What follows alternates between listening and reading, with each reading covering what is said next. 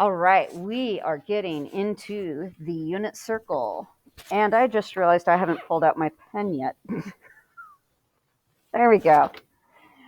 So the first thing I'm going to have you do is recall what we learned about the special right triangles. With a 30, 60, 90, do you remember that if you know the length of the side across from 30 degrees, what that makes the length of the hypotenuse equal to?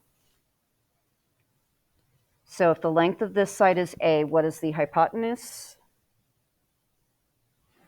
And if it helps, it's half of an equilateral triangle.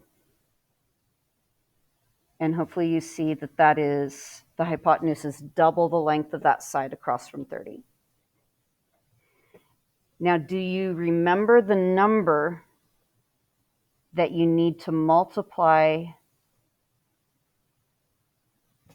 A by to get to the side across from 60? What number do you need to multiply by? Yes. So A times the square root of 3 is the length of that side. With the 45, 45, 90, you should remember that these two legs are opposite the same angle, so they have to be the same. That means this side is length B as well as this side. And do you remember what you need to multiply by to go from the length of that side to the hypotenuse length? Good, square root of 2.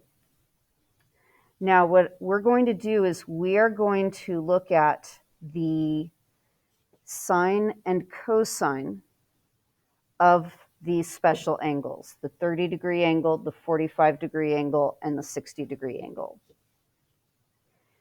And realize that this is based on any triangle that is similar to a 30, 60, 90. So whatever size your 30, 60, 90 is, that sine ratio and that cosine ratio are going to come out as just one specific number, no matter what size that triangle. So for 30 degrees, sine is the opposite side divided by the hypotenuse. And do you see what happens to the A number?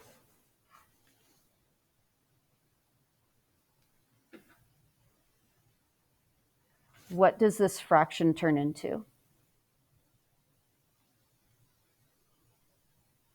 Anyone? I just want to make sure you're with me here. What does that fraction turn into?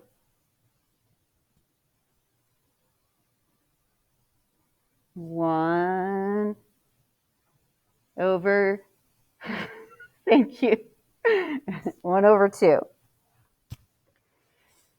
The sine of a 30-degree angle is the number 1 divided by 2, 1/2. What is the cosine of 30 degrees?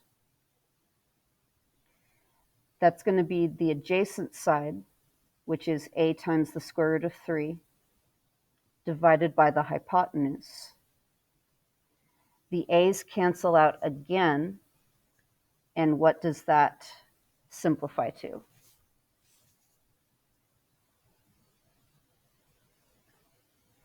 The square root of 3 over 2. Next, we're going to turn to 45 degrees. It doesn't matter if you choose this angle or this angle. For sine, opposite over hypotenuse, and cosine is going to be the same thing with adjacent over hypotenuse. And both of those become 1 divided by root 2. Now, 1 divided by root 2 is a perfectly fine number to use. In this class, you don't have to have your unit circle memorized. If you continue to intro to calculus, you're going to need to have the unit circle memorized. And you're going to find that it's a lot easier to memorize if the numbers are in a certain format. So with 1 over root 2, you want to remember that that is the same as the number we're about to come up with. But we're going to multiply the numerator and denominator by that square root of 2, and we will create a number that's actually going to end up being easier to remember. And you'll see why when we get through to the end of this. So that gives us the square root of 2 divided by 2. And that's what you're going to focus on.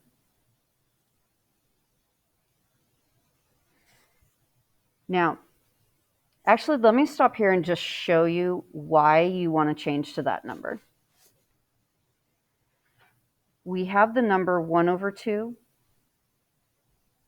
By changing this, we have the number root 2 over 2. And we also have root 3 over 2. You can keep in mind that the square root of 1 is the same thing as 1. So you can see that there's actually a pattern to this particular choice of 3 angles. And that is root 1 over 2, root 2 over 2, and root 3 over 2. That pattern of numbers is going to be a lot easier to remember than if we leave this for the 45-degree sine and cosine. And now, when we go to 60 degrees, we're changing the angle on the 30, 60, 90 that we focus on.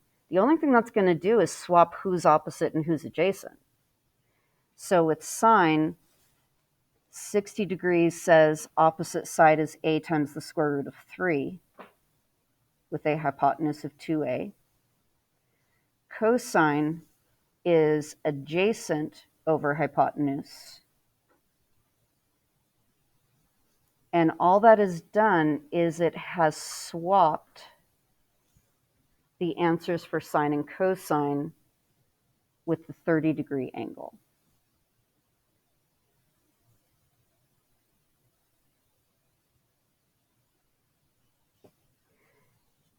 Therefore, these are the only special numbers that you need to begin memorizing about these particular functions. And what's fantastic is we are going to be able to use just sine and cosine knowledge to figure out all the other 4 trig functions, because there are relationships between them. Now, unit circle. It's called a unit circle if the radius is 1. The radius we can look at circles with different radius, but if we hold the radius at 1, then there are just specific numbers that exist on this particular circle that are the numbers root 1 over 2, root 2 over 2, root 3 over 2. And if you ever ran into an issue of a circle with a different sized radius, you at least have those numbers to start with and begin. All right, so here's what I want you to see. If you're sitting in quadrant 4, okay, pen, don't give up on me. There we go. So here's a point, and take a moment to just imagine there's no circle there, there's no triangle, just it's a point. It's got an x coordinate, it's got a y coordinate. Now that point is in quadrant 1 right now. That means that its got a positive x coordinate and it's got a positive y coordinate. Whatever angle that I have turned to create a terminal side. So I've got the terminal side of my angle.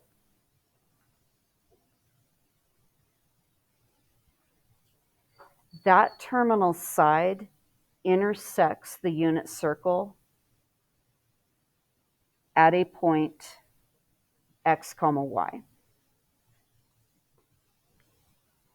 And while I'm using quadrant 1, that means the length of this horizontal side of the triangle is the same as the x coordinate of that point.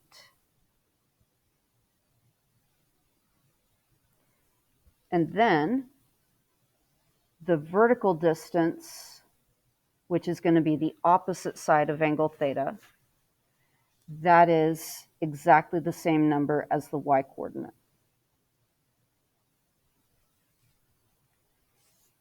And now this is about to get really, really exciting, because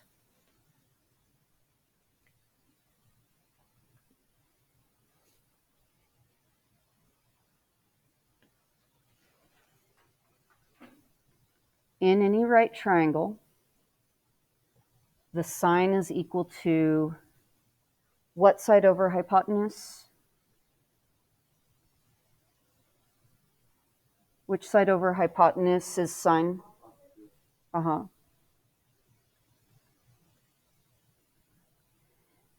So if this is angle theta and this is my right angle, what's my opposite side? My opposite side is length y. And with the hypotenuse being 1, that's what's convenient about the unit circle.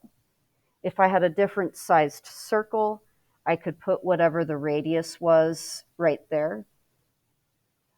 But while we just learn the unit circle, we keep the formulas simple, and we get that sine theta is the y coordinate of this point. So let me make sure to emphasize to you, understand this.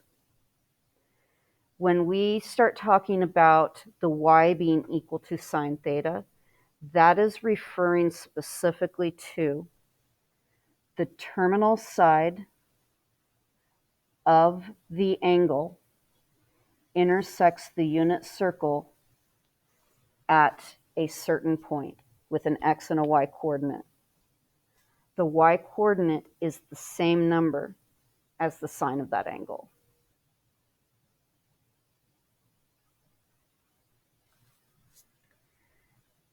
Next, cosine.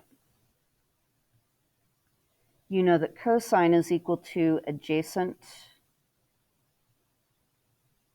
over the hypotenuse. And if this is angle theta, which side is adjacent?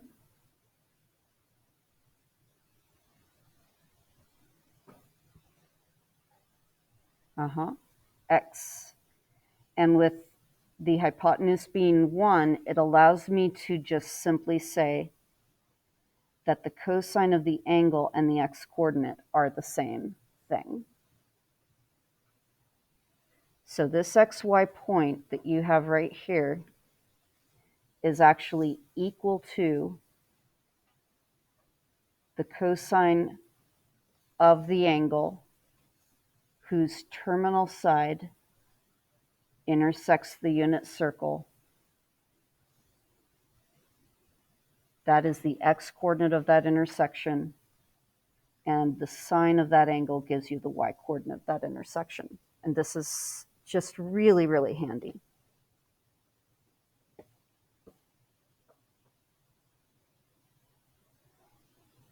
And then what I have here is that this means each coordinate on the unit circle is equal to which of the trig functions?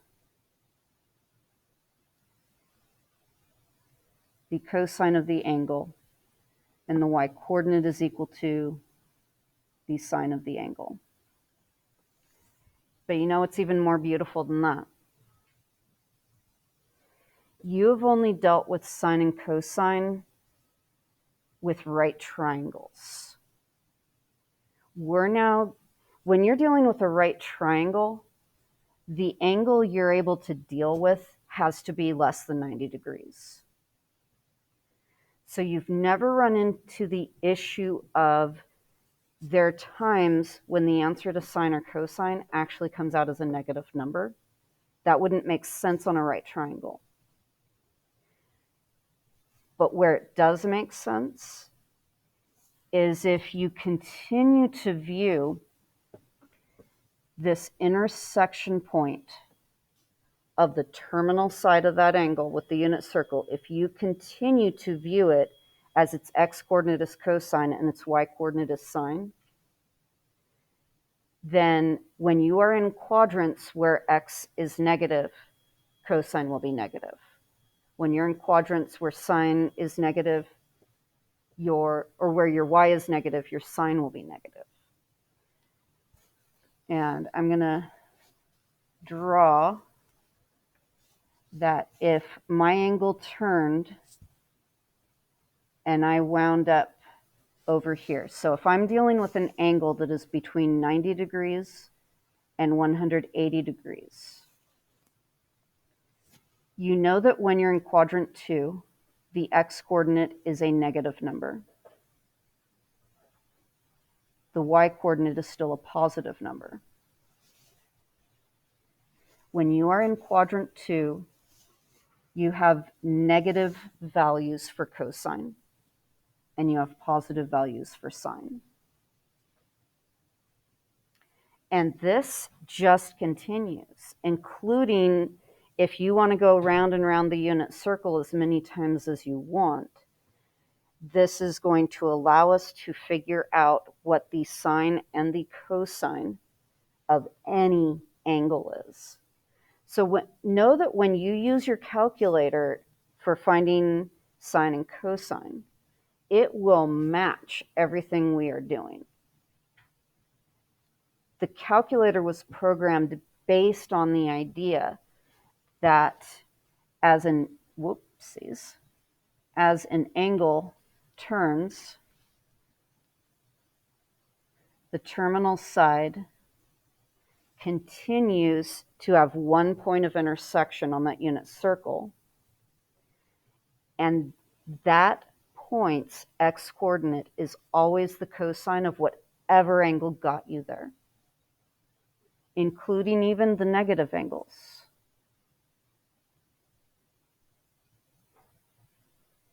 And this is where we're going to create the actual functions for sine and cosine.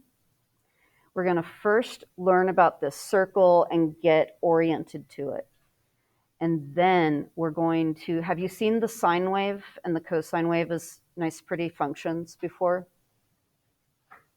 Where they go la, la, la, la, la, la, la, over and over again. We are going to create those graphs off of the idea of the x and y coordinates of this point as it moves around the circle. And I will tell you, trig is extremely useful. There are a lot of things that have a wave-like motion to them. In fact, the fact that we're doing things digitally is because of waves. We are so dependent on waves right now. Anyway, moving on to, with this, I want to have you take a good look at the three numbers we just talked about. The three numbers were the square root of 1 over 2, the square root of 2 over 2, and the square root of 3 over 2. If this is a unit circle, the x-coordinate out here is x-coordinate 1. The y-coordinate here is y-coordinate 1.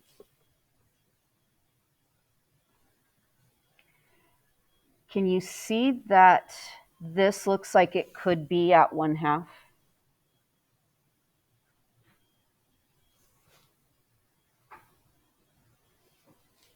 Now, the numbers √2/2 and √3/2 aren't exactly easy to know where they should, what they are. You can type them in your calculator, see what the decimal number is, and see that it matches up.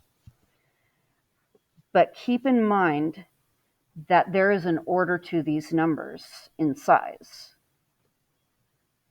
That order is, as you go away from the origin, you're first going to hit 1/2, then you're going to hit √2/2, and then you're going to hit √3/2. And if you think about these numbers, the next number in this pattern is √4/2, isn't it? And what's √4/2? It's 1. So you've got this pattern that just goes 0, 1, 2, 3, 4. So these angles just almost magically work out to make some really nice patterns to work with. And that's why we use them, is because the patterns are so nice and easy to play with. And you want to realize that this angle is a 30-degree angle. And I'm now drawing on the terminal side of that 30-degree angle. That point must have its x-coordinate be the cosine of 30 degrees, and its y-coordinate must be the sine of 30 degrees. If you look back in your notes, you can double check it, that the cosine of 30 is √3/2. The sine of 30 is 1/2. And this symmetry that we see on the positive x-axis goes with the positive y-axis as well. So as I go away from 0, I first hit 1/2, and then √2/2, and then √3/2, and then √4/2 to take me to 1.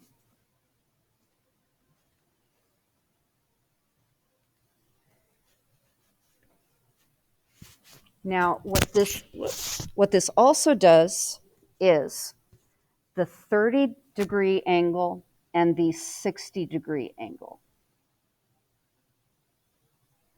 are cutting quadrant 1 into thirds. And I also want to point out to you that the terminal side of the angle 60 degrees also intersects the unit circle so that it has x-coordinate cosine of this times 60 degrees and sine of 60 degrees. And I want you to notice that that matches the exact numbers we just came up with.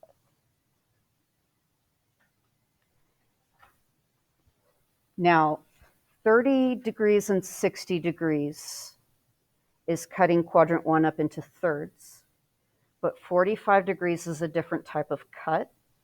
It's cutting the quadrant in half.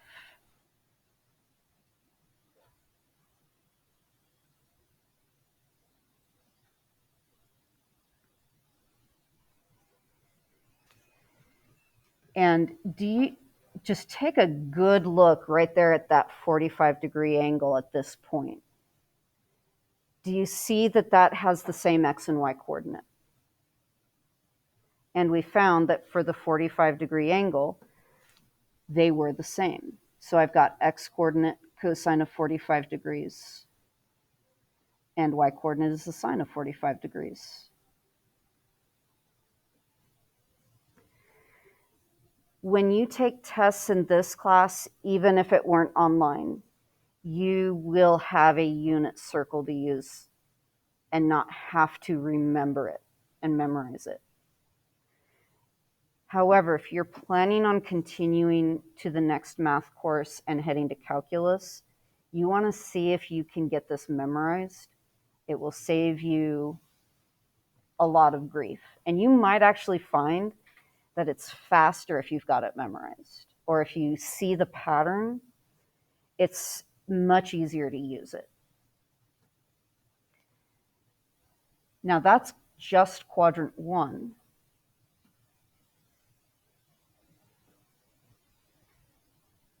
We have 4 quadrants. Now, I realize that I may be asking a lot of you to have to fill in all of this. I want to make sure that you see how this is created, because if you can see how it's created, you're going to use it so much faster.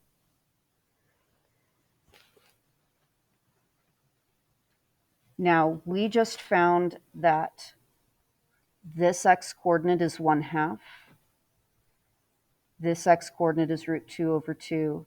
This x-coordinate is root 3 over 2. And this x-coordinate is 1. I can go down the negative side of the x-axis. And this would be negative 1 over 2, negative root 2 over 2, negative root 3 over 2, and then finally negative 1. And of course 0 if I'm on that point on the unit circle. And then the y-coordinates, same exact symmetry. So again, as I go away from the origin, my y-coordinates are 1 over 2, root 2 over 2, root 3 over 2, and finally 1. And on the negative side, as I go away from the origin, negative 1 over 2, negative root 2 over 2, negative root 3 over 2, and then negative 1. That right there is giving you all of the xy coordinates at all of these points. Mm-hmm. And unit circles will, different unit circles will look a little bit, some will present things one way, some will present them a slightly different way. You want to keep in mind that when you cut the unit circle with this angle, that is a 30-degree angle.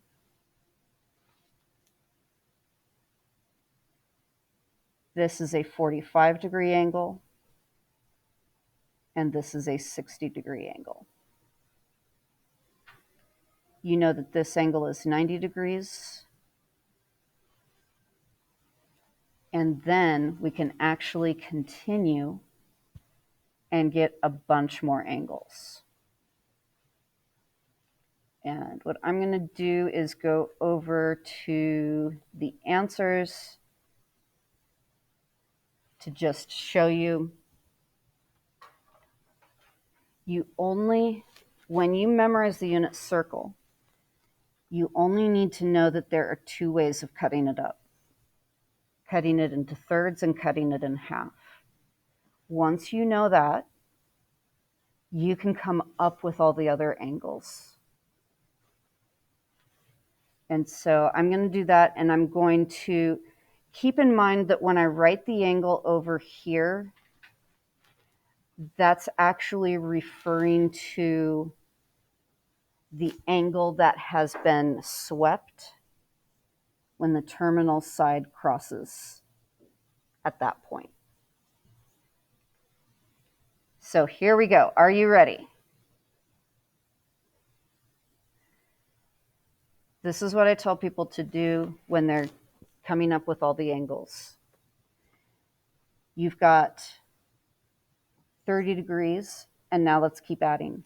30 plus 30 is 60, plus 30 again, 90 degrees. Plus 30 again. What's 90 plus 30? 120. And I'm skipping these middle ones because that's a different cut.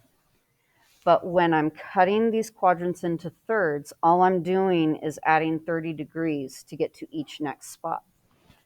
So for this spot, that's 150 degrees. And we know this one's 180. And then 180 plus 30, 210 degrees, plus another 30, 240 degrees, plus another 30, gives us 270, plus another 30 gives us 300, plus another 30 gives us 330, and finally we're back to the beginning at 360. If you had to go around the unit circle again, you would just keep adding 30 until you figure out where you have landed. You could also go in the negative direction. If I go in the negative direction this much, if you look at it, that is symmetric to going this much in the positive direction. And you can, if you want, just literally add negative 30, negative 60, negative 90, negative 120, and just count it out. The other cut is the 45-degree angle.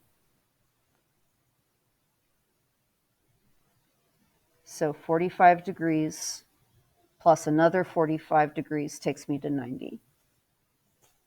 This angle right here is 90 plus 45. And then 135 plus 45 takes us to 180. What's 180 plus 45?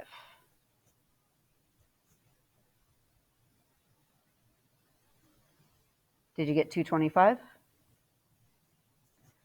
Plus another 45 degrees takes us to the 270. Plus another 45 takes us to what angle? 315. Plus another 45 takes us to 360. And there are many ways you can think of to get these angles besides what I just showed you. You could look at the trio, and if you know where the thirds of the way through are, the halfway through is the average of those two. It's just halfway between them.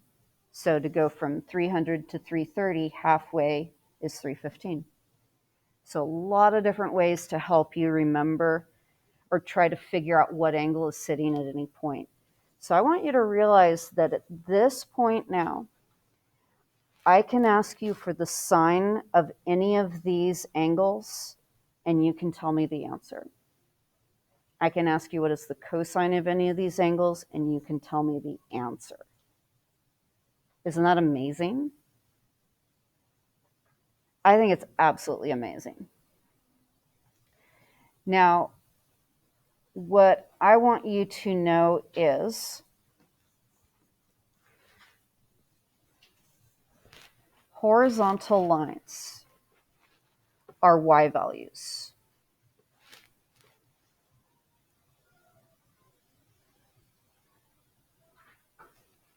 Vertical lines are looking at x values. And I'm going to wait until tomorrow to talk about this group. I want to just start you off with realizing that y represents which of the two trig functions? Sine theta. If you are working with sine theta, you're going to look at horizontal lines at any of these important locations. Who uses x coordinates?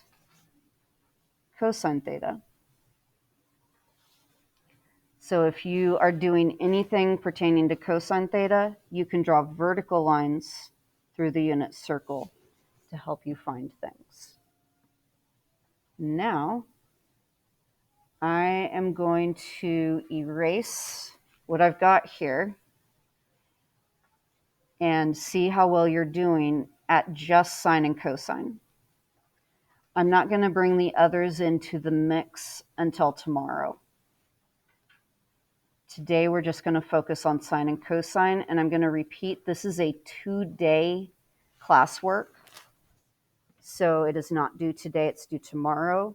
The homework for this section is not due today, but you will have a quiz to do at home for homework instead. So here we go.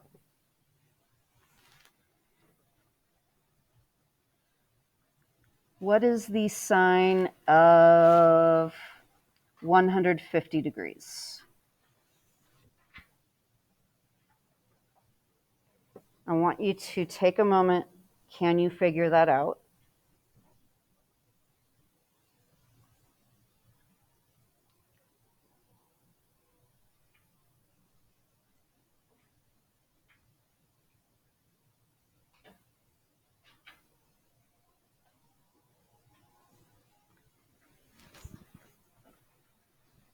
When you're given an angle, first find where is that angle on the circle. Does everyone see where that is? 150 is 30 degrees before you hit 180.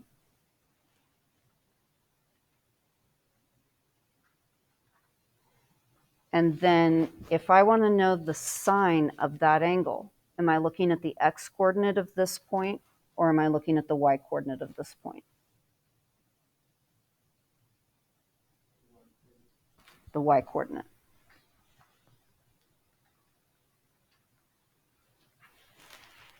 And with sine, like I said, draw a horizontal line when you have sine show up.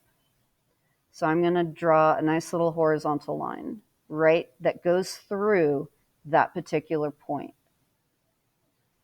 And I can see that the y coordinate is the first one above the origin. And it is equal to 1 over 2. And then that would be a done problem. Isn't this kind of fun? Anyone? Okay, maybe not for some of you, but somebody it's fun for. Yeah. Okay, yeah. What if I asked you for the cosine of 150 degrees? Would that be negative, is it the square root of 3 over 2? You got it. Online. That's exactly it.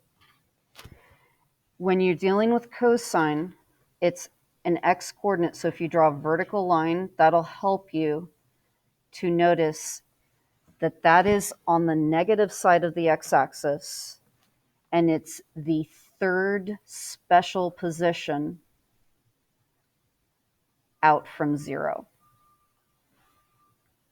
So negative because it's on the negative side of x, and the third position out. And that's why I gave you those numbers, the square root of 1 over 2, square root of 2 over 2, square root of 3 over 2. It's like they're just counting away from the origin. And you can get that pattern in your head and then be able to use it. So I'm going to pick a different angle. And I'm going to ask you for the sine of, let's go with 315 degrees.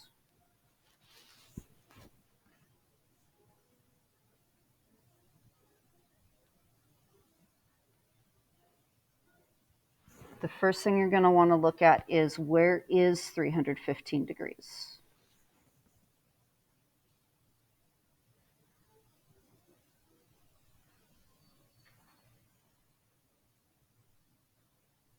A lot of people find it useful to realize you know that this is 360. How close is 315 to reaching 360?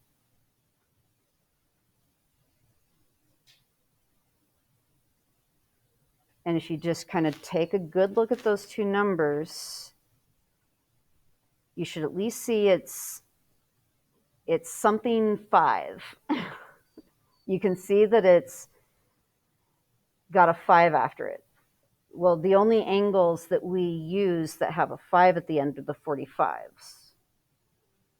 So it is 45 degrees before hitting 360. And that puts you halfway into quadrant 4. Now, does sine represent the x or the y coordinate? And you say the y coordinate. And with a y coordinate, you want to draw a horizontal line. And you can see that it is what value?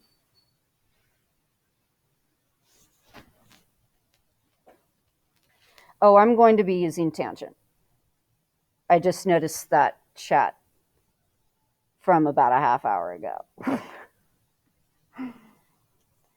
We'll be getting to tangent. What I want to do is first make sure you are very solid on sine and cosine. Because once you're solid on sine and cosine, the other 4 are just going to fall into place. So, anybody have the answer? What is the y coordinate of this point right here?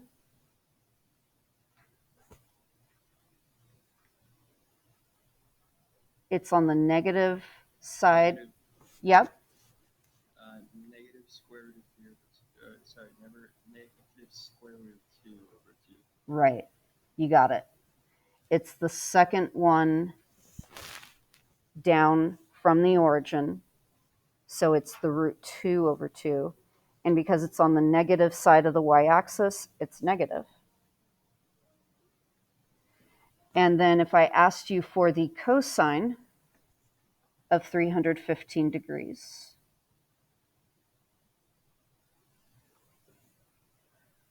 what is the cosine?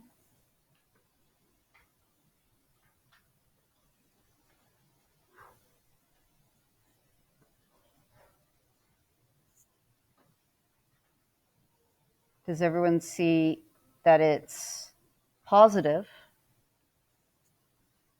and that it's root 2 over 2? It's the second of the special numbers away from the origin.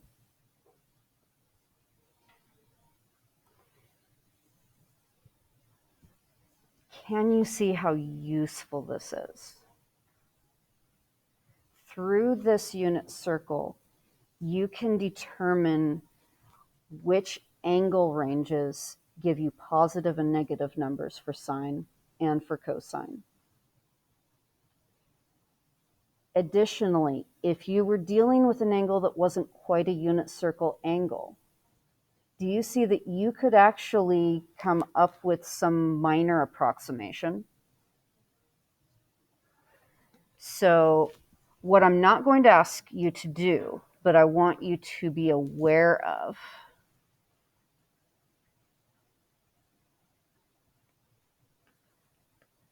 is we could look at an angle that isn't one of the special ones. Let's see. Let's look at, say, 108 degrees. I remember seeing that yesterday. Just kind of an oddball. Well, not an oddball, but if you're working with 108 degrees, can you see approximately where that's going to land? It's going to go a little bit past 90 degrees.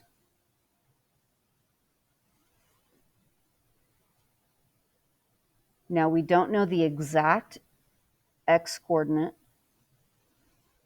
We don't know the exact y coordinate, but we can definitely approximate. Do you see that the x coordinate looks like, well, for sure, it's between 0 and negative 1/2. that means that the cosine of 108 degrees, first of all, it's negative, but it doesn't go as far down as negative 1/2.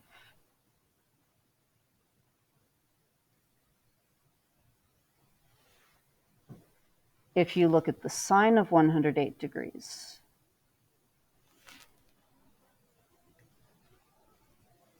then looking at that y-coordinate, do you see it's just under 1?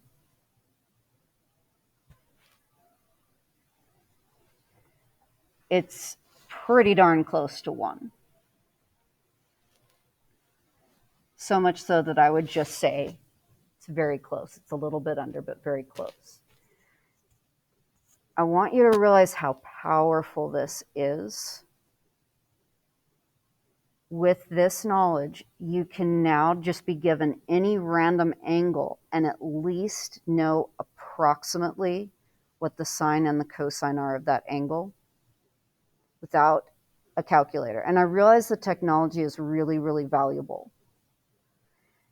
But also valuable is understanding the actual behind the scenes relationships. And it's going to make everything we do with trig make so much more sense. Instead of just having it memorized and trusting technology, if you understand the math behind the technology, you'll know that you typed something in wrong when you do. Because we humans type things in wrong. We're good at it.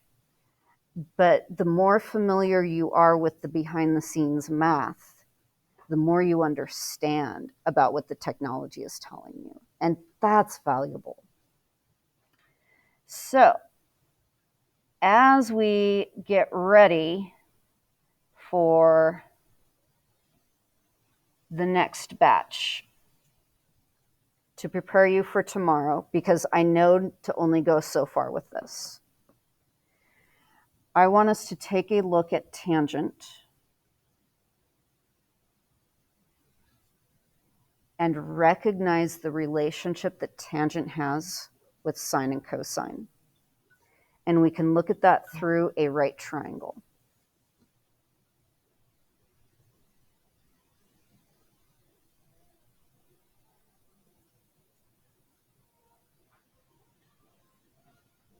When I'm dealing with my unit circle, I have hypotenuse 1. I have that the side opposite that angle is a y-coordinate. It is the sine of that angle if I'm dealing with hypotenuse 1.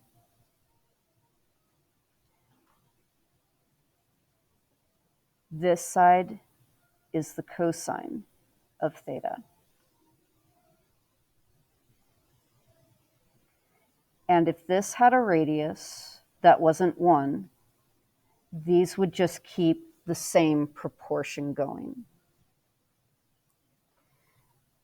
Tangent is what side over what side? It's SOHCAHTOA, opposite over adjacent. Looking at what I just drew here, what is tangent's relationship to sine and cosine?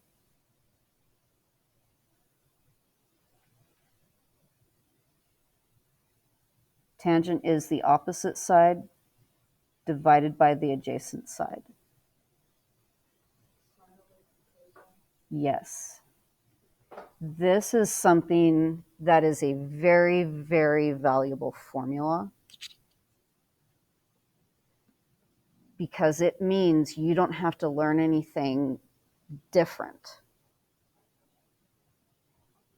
If you understand sine and cosine, you can use that to find tangent. And after you play with it for a while, you'll find some even faster ways. And in fact, there's something that I want to point out to you as well. Vertical over horizontal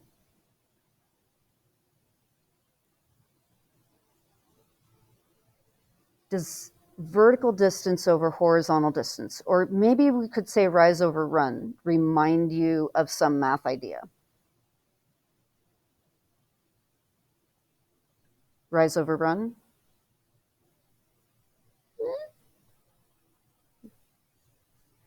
So if I have a line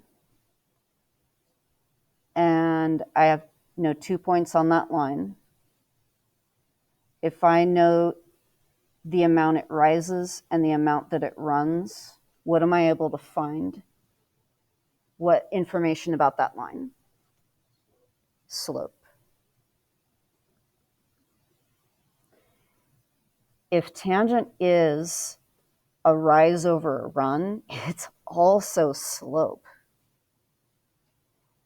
And if you realize that relationship, it can actually end up saving you a lot of time. I like to use it as a shortcut, and that's where I want to point out that if you draw a line through the origin, you're going to be focusing on slope.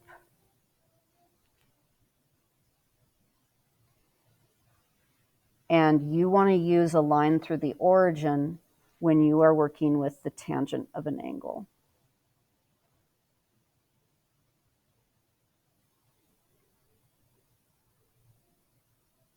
So here's what I'm going to show you. In fact, I'll just use this right here. Let's take a 60-degree angle.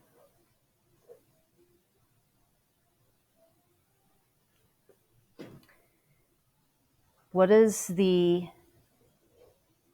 ordered pair? The x-coordinate here is 1/2. The y-coordinate here is √3/2. The sine over the cosine is the rise divided by the run. What number does that simplify to?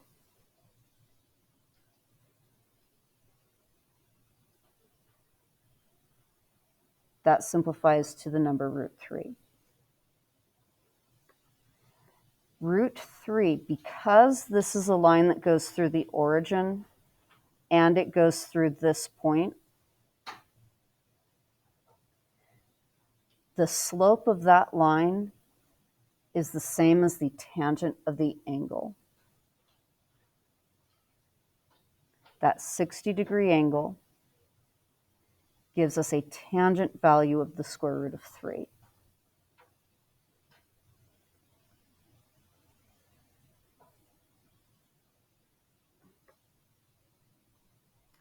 And I want to go back to the beginning right now and have us take a quick look at, here's 60 degrees. Tangent is opposite over adjacent. The opposite side is a times the square root of 3. The adjacent side is a, and that simplifies to the square root of 3, and that matches. So I really want to emphasize to you that if you focus on understanding sine and cosine on your unit circle, you're going to be able to use that knowledge to help you figure out tangent. And then once you have sine, cosine, and tangent, how do you find the other 3? You just go, hey, reciprocal yourself. And we just take the number and we go 1 divided by that number. But I know to wait on fully going through those other 3, as well as fully getting you through tangent. And right now I want you to just try to focus on studying that sine and y values are one and the same. Cosine and x values are one and the same. Some people find it helpful if they remember that C comes in the alphabet before S, just like X is in the alphabet before Y. So the cosine of theta and the sine of theta match up with the X and the Y coordinates. That's provided, though, that you're dealing with a unit circle with the radius of 1. But we use it as a reference tool by making it have that radius of 1. Get that in your head. Spend time on that. And also, you want to make sure that you start remembering that tangent is the same thing as sine over cosine. If there's anything you're going to spend time memorizing today, if you're bored, those two, start memorizing it. Everything I tell you to memorize, I'm telling you to memorize because it's going to make life easier for you, because we are at the beginning. Once you know the relationships everybody has with each other, you realize you don't have to know everything. You only have to know a small bit. And then you can use all of these tools of the relationships that sine and cosine have with the other 4 trig functions. You can use that to determine everything about everybody else. You only have to learn 2 functions. And then if you know the relationships, you just fly. And trig is amazing. When you look at it, sometimes you'll find that there are a ton of formulas out there. You don't need to get overwhelmed by how many formulas are out there. Usually formulas are available for you, and the bell rings and it's time to go. But realize that there are certain things that if you know them, it opens up the world into an easier state. Yep. Have a good rest of your day. Eat lunch. And online, I need to end the recording. Thanks. Have a good one, Miss Blanchard. You too.